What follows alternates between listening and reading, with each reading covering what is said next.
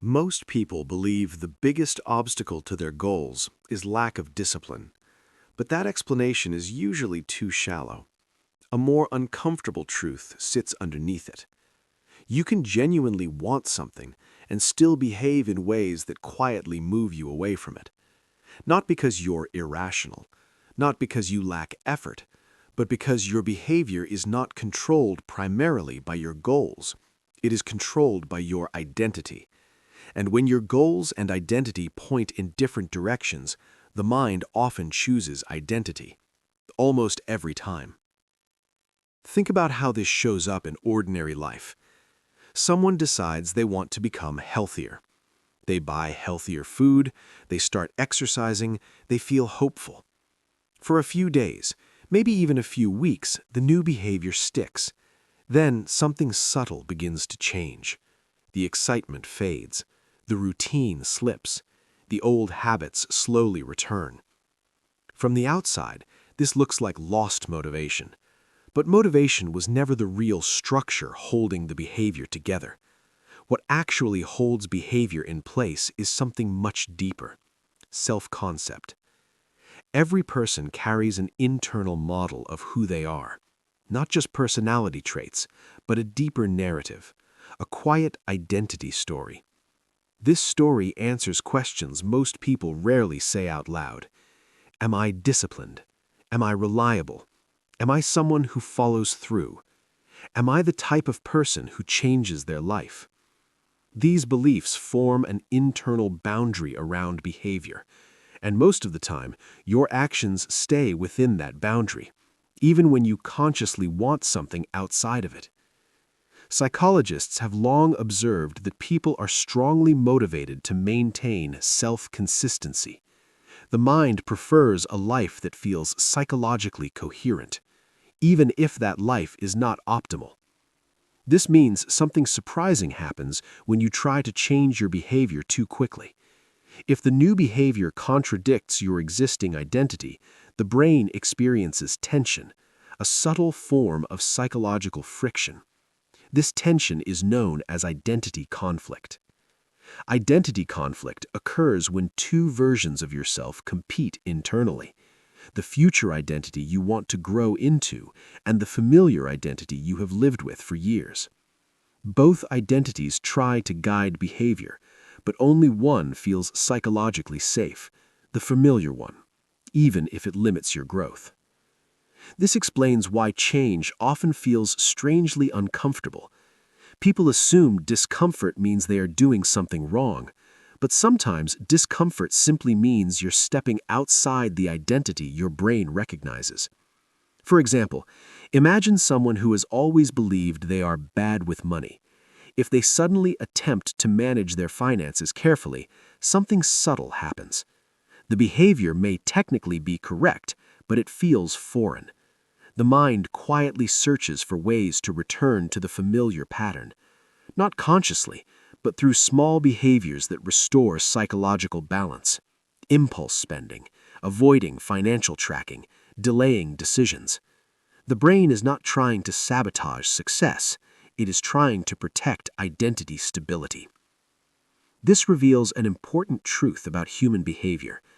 The brain is less interested in improvement than it is in predictability. Predictability creates safety.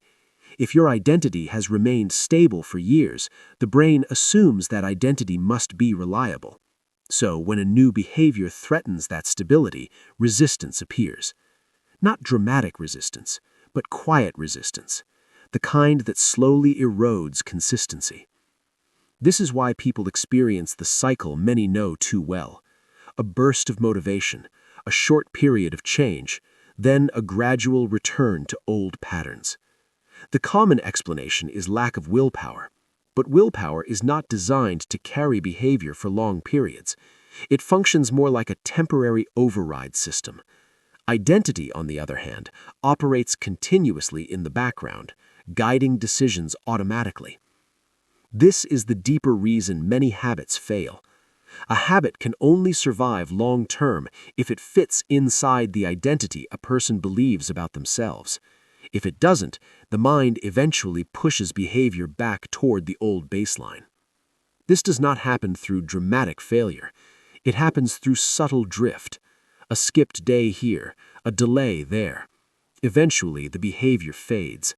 Not because the goal was meaningless, but because the identity underneath never changed. The interesting shift happens when you stop asking the usual question. Most people ask, how do I force myself to stay consistent? But there is a more powerful question, a quieter one. What kind of person would naturally do this? This question changes the focus entirely. Instead of fighting behavior, you begin examining identity. When identity changes, behavior often follows with much less resistance, because the action now feels congruent, aligned. For example, someone who gradually begins to see themselves as a healthy person no longer experiences exercise as punishment. Exercise becomes a natural extension of identity, a reflection of who they believe they are, not something they have to force. But identity rarely changes through declarations. It changes through evidence. Small moments that challenge the old narrative. Moments where the brain notices something new.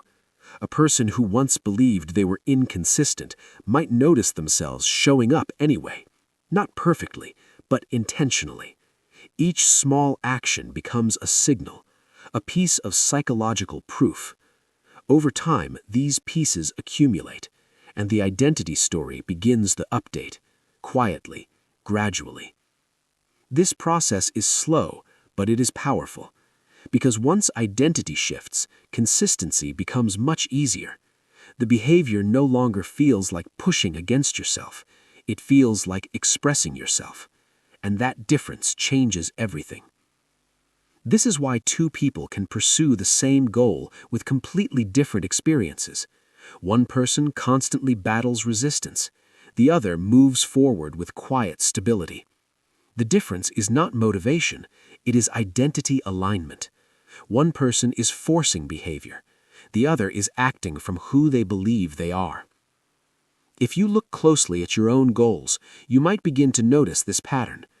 Sometimes the real barrier is not the difficulty of the task, it is the distance between the goal and the identity you currently carry. And when that gap is wide, the mind hesitates, not out of weakness, but out of a deep instinct to remain psychologically consistent. Real change begins when that identity slowly evolves, not through pressure, not through constant self-criticism, but through awareness. By noticing the quiet stories the mind repeats about who you are, and gently introducing new evidence that those stories might be incomplete. So the next time you notice yourself moving against a goal that genuinely matters to you, it may be worth pausing before blaming motivation.